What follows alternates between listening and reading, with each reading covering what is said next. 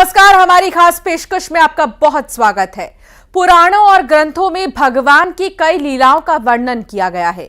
कुछ निशानियों और जगहों को उन कथाओं के सबूत के तौर पर देखा जाता है। एक ऐसी ही गुफा के बारे में हमें बताया गया जिसका नाता है भगवान कृष्ण से। पुराणों और ग्रंथों में लिखा है कि कंस का वध करने के बाद जब भगवान कृष्ण मथुरा पर राज करने लगे तब जरासंध ने मथुरा पर कई बार हमले किए। उसी दौरान जरासंध ने काले वन नाम के व्यक्ति को मथुरा भेजा, जिसे श्री कृष्ण अपने माया जाल में फंसाकर एक गुफा में ले गए और वहां एक महर्षि की मदद से उस राक्षस का वध कर डाला। कहते हैं छत्तीसगढ़ के घने जंगलों में वो कंदरा यानी कि गुफा आज भी मौजूद है, जहां एक रहस्यमय रोशनी दिखाई देती है। कभी कभी रात के वक्त रहस्यमय किरणें निकलती है जो पहाड़ का सीना चीरकर आसमान में गायब हो जाती है। नमस्कार, मैं आदित्य राय आज आपको रूबरू कराऊंगा भगवान श्री कृष्ण की एक ऐसी कहानी से, जिस कहानी में भगवान श्री कृष्ण मथुरा में युद्ध के रण से हजारों किलोमीटर भागते हुए दूर दंडकारण्य के इस वन में आप पहुंचे। आज भी मुचकुंद ऋषि का जो तेजस आंख से निकली हुई रोशनी अभी भी दिखाई देता है वहाँ। पूर्णिमा के दिन हो या अमावस्या के दिन एक आभाएं प्रकाश पुंज झलकता है। हमारे दुर्गम और कठिन सफर की शुरुआत यहीं से होती है।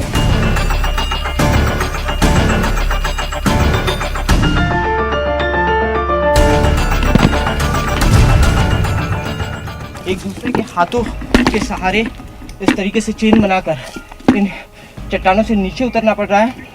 अगर थोड़ी भी गलती हुई और अगर हम इन चट्टानों से फिसले तो नीचे ये बड़े बड़े पत्थर हमारे शरीर को गंभीर चोट पहुंचा सकते हैं।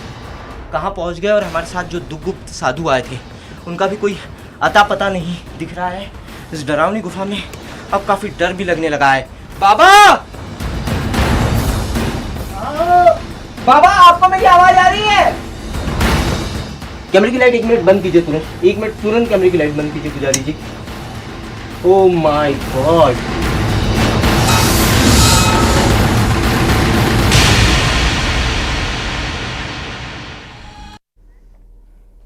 तो दावा करने वालों ने उस रहस्यमयी जगह का जिक्र हमारे सामने तो कर दिया था, लेकिन उन्हें खुद नहीं पता था कि वो कंदरा पहाड़ के किस कोने में है। अगर वो पहाड़ मिल गया फिर भी उस गुफा तक पहुंचना मुश्किल था। अगर कई किलोमीटर लंबी वो गुफा मिल भी गई तो वहां रोशनी को कैसे तलाशें? अगर रोशनी का कोई स्रोत दिख भी गया तो उसका चमत्कार से ही नाता है, यह कैसे साबित होगा? सवाल कई थे, लेकिन सबसे पहले हमें उस पर्वत तक पहुंचना था जहां वर्षों से किसी ने कदम नहीं रखा था, जहां हर मोड़ पर खतरा था, लेकिन आशंकाओं को ताक पर रखकर हमारी टीम कूच कर गई।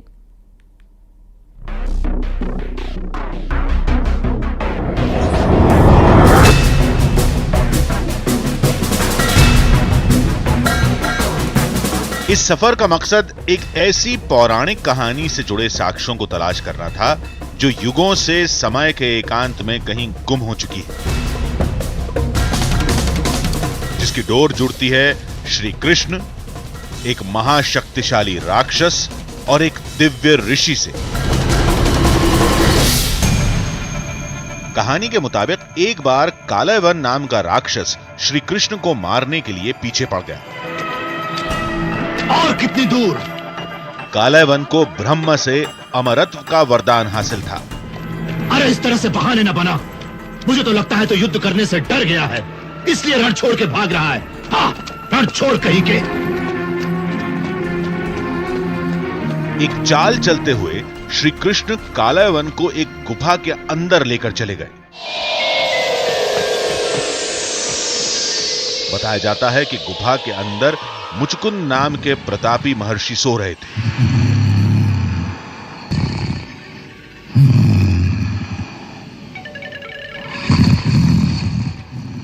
श्री कृष्ण अपनी चादर सोते हुए मुचकुंद ऋषि पर डालकर गुफा में छुप गए।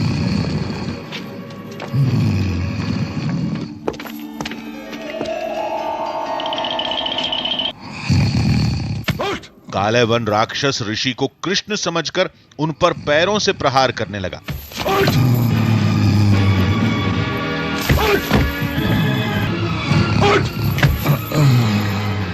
तब नाराज मुचकुंद ऋषि ने अपने दिव्य नेत्रों की किरणों से राक्षस को भस्म कर दिया।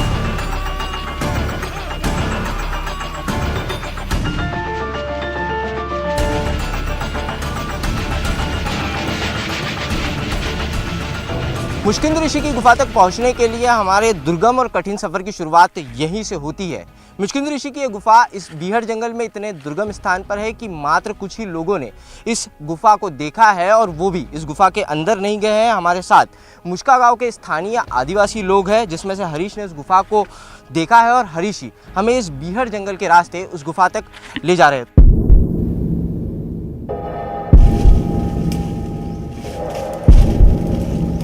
लेकिन इस बीहड़ में बीतते वक्त के साथ मुश्किलें बढ़ती जा रही थीं।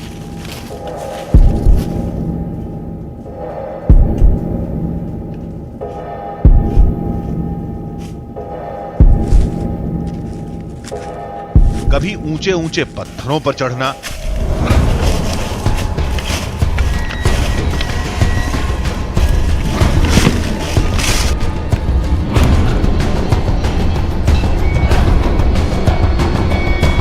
तो कभी वहां से उतरना बेहद कठिन काम था। कई बार तो गिरने से भी बचे।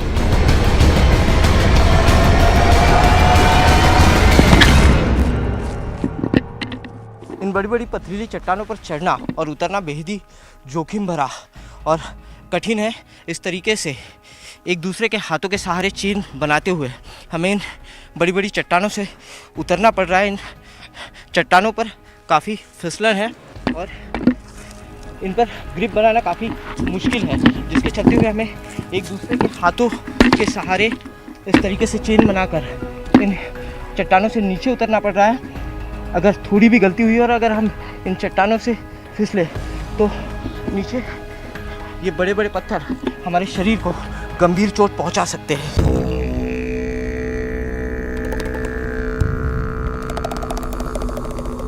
इस समय हम गरियाबंद टाइगर रिजर्व एरिया से गुजर रहे थे। खतरा चारों तरफ था। कई बार तो पहाड़ों के बीच तंग रास्ते से खुद को निकालना पड़ा। कई बार लगा कि हम किसी गुफा में घुसे चले जा रहे हैं। एक नई पौराणिक गुफा को खोजने और उसके अंदर चमत्कारी रोशनी देखने की जल्दबाजी हमारे ऊपर बहुत भारी पड़ने वाली थी।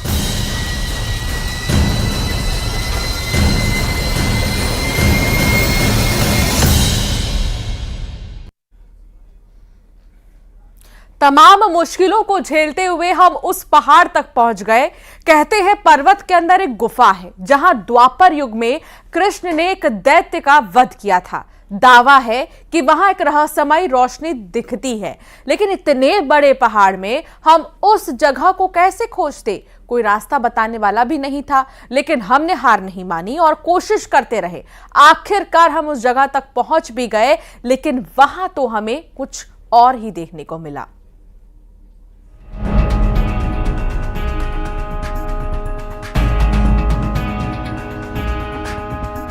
नदी पार करने के बाद वो कर्क पर्वत हमारे सामने था, जिसमें कृष्ण के समय की चमत्कारी गुफा के मौजूद होने का दावा किया जाता है, जहां से एक रहस्यमयी रोशनी के निकलने की बात कही जाती है। लेकिन इस पहाड़ में वो गुफा तलाशना भूसे में सुई खोजने जैसा था। अब इस चुनौती को स्वीकार करने के सिवाय हमारे पास और कोई रास्ता नहीं था। तभी उस बियाबान में एक तपस्वी को देखकर हम चौंक पड़े।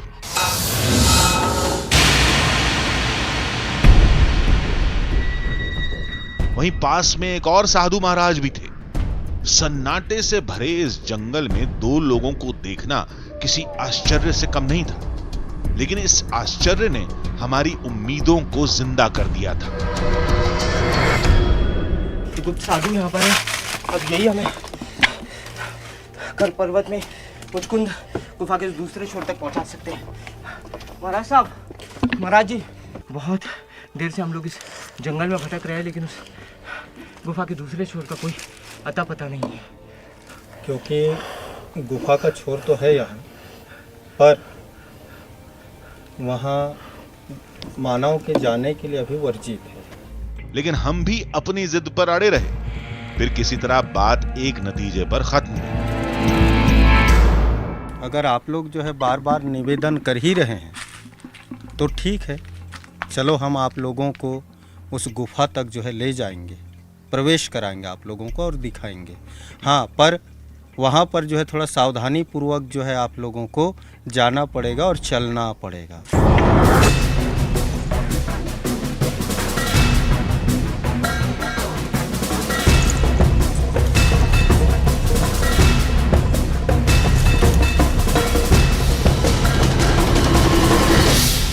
कहते हैं जहाँ चाह होती है वही राह होती है।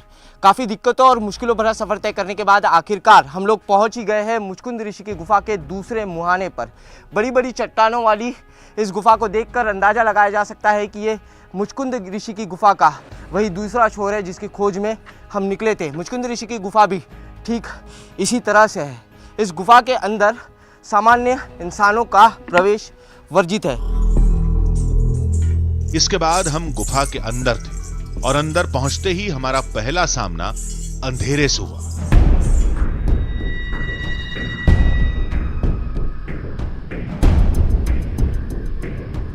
इस गुफा में उन पौराणिक साक्ष्यों को खोजना बड़ी चुनौती थी, लेकिन हम भी कुछ ठान कर ही खतरों के बीच पहुंचे थे।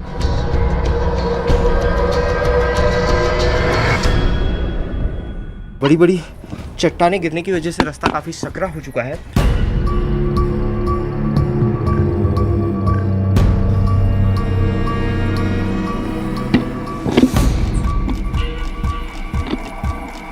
हर कदम के साथ गुफा और तंग होती जा रही थी।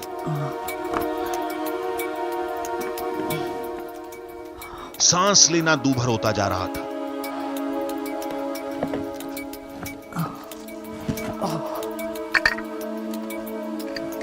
थोड़ी दूर जाकर जब हमने पीछे देखा तो वो दोनों साधु गायब थे।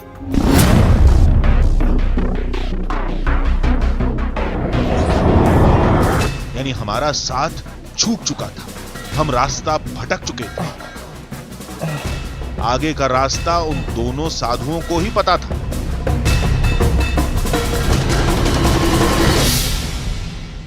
इस घनघोर अंधेरी गुफा में भटकते भटकते हम लोग न जाने कहां पहुंच गए और हमारे साथ जो दुर्गुप्त साधु आए थे उनका भी कोई अता पता नहीं दिख रहा है।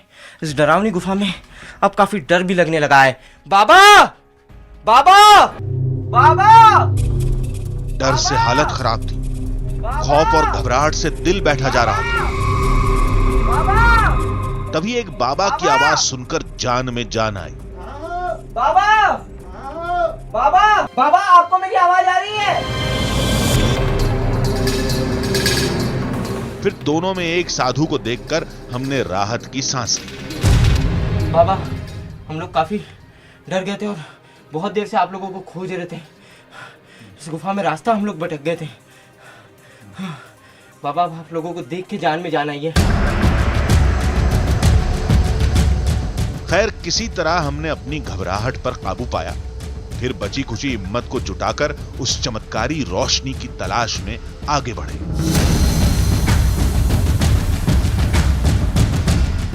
जिसे लोग भगवान कृष्ण से जोड़कर देखते हैं। गुफा में चलते चलते हमने कुछ ऐसा देखा जिसने हमारी चीख निकाल दी। Oh my God! पुजारी जी, पुजारी जी! हाँ जी, हाँ जी, हाँ जी। रोशनी आपको दिखाई दे रही है? हाँ, बाबा! दिखाई दिया। बाबा, वो रोशनी दिखाई दे रही है बाबा? हाँ, दिखाई दे रहा है। बाबा, कहीं ये सूर्य की किरण तो नहीं है? हाँ, यहाँ तो कहीं 10 साल हो गया, बाकी यहाँ सूर्य का रोशनी नहीं देखता है, अंधेरा था। अंधेरा, यानी ये गुफा में सूर्य की किरण नहीं आ सकती, क्योंकि हम लोग भी गुफा में काफी देर से घूम रहे हैं, तो गुफा में ऐसी कोई जगह नहीं है जहाँ से सूर्य की किरणें इस गुफा के अंदर आ सके। पुजारी जी, कहीं ये हमारी कैमरे की लाइट किसी चमकदार चीज से रिफ्लेक्ट तो नहीं हो रही है वहाँ पे? नहीं, रिफ्लेक्ट तो नहीं हो रही है पुजारी जी। मुझे लगता है कि शायद से हमारी कैमरे की जो लाइट है, देखिए, क्योंकि हमारी कैमरे की जहाँ पर लाइट पड़ रही है वो सीधी लाइट जाते हुए उस चट्टान के पास गिरी है। शायद से हो सकता है कि हमारी कैमरे की लाइट रिफ्लेक्ट हो रही हो। इस कैमरे की लाइट को बंद कीजिए तुरंत आप। Oh my God, unbelievable! कोई दरार नहीं, कोई प्रकाश स्रोत नहीं। ऐसे में ये चमक कहां से आ रही थी? ये जानने के लिए हम उस रहस्यमयी रोशनी की तरफ बढ़ चले, लेकिन यहां तो 1 इंच भी हिलना मुश्किल था। इस प्रकाश को साफ देख सकते हैं कि चट्टान के इतनी ही जगह पर ये प्रकाश आता हुआ दिखाई दे रहा है, और बाकी पूरी इस गुफा में घनघोर अंधेरा छाया हुआ। पुजारी जी, एक बार अपने कैमरे के लाइट को बंद कीजिए और फिर से इस प्रकाश को दिखाइए कि किस तरह से इस दरार से ये प्रकाश आ रहा है। देखिए, कैमरे की लाइट हम लोगों ने बंद कर दी है। इसके आगे हम लोग जा नहीं सकते, जगह इतनी नहीं कि इससे आगे 1 इंच भी बढ़ा जा सके। हमने रोशनी वाली जगह पर जाने की हर संभव कोशिश की, कामयाब नहीं हो पाए। गुफा के दुर्गम रास्ते हर जगह रोड़ा बनकर खड़े थे। हो न हो कुछ साधुओं ने इसी रोशनी को चमत्कार का नाम देकर गांव वालों को बताया होगा। गुफा में यहां तक पहुंचना इतना कठिन है कि रोशनी की पड़ताल भी नहीं की जा सकती। इसी उधेड़बुन में लोगों ने इसे भगवान का चमत्कार मान लिया होगा। फिलहाल हम भी ये सारी बातें एक अंदाजे से ही कह सकते हैं, क्योंकि उस प्रकाश स्रोत तक पहुंचना नामुमकिन है। हो सकता है वो सूर्य की रोशनी हो, यह भी हो सकता है कि वहां कोई खनिज या कोई दूसरी खास तरह का चमकीला पत्थर हो। जब तक इसकी पुष्टि नहीं होती, लोग इसे चमत्कार ही मानते रहेंगे।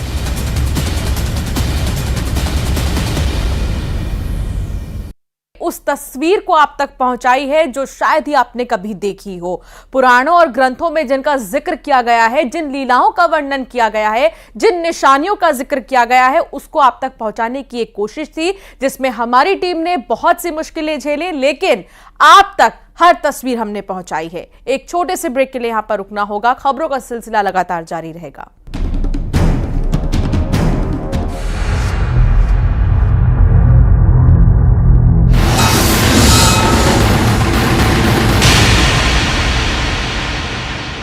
कट्टा 2 जिंदा कारतूस बरामद।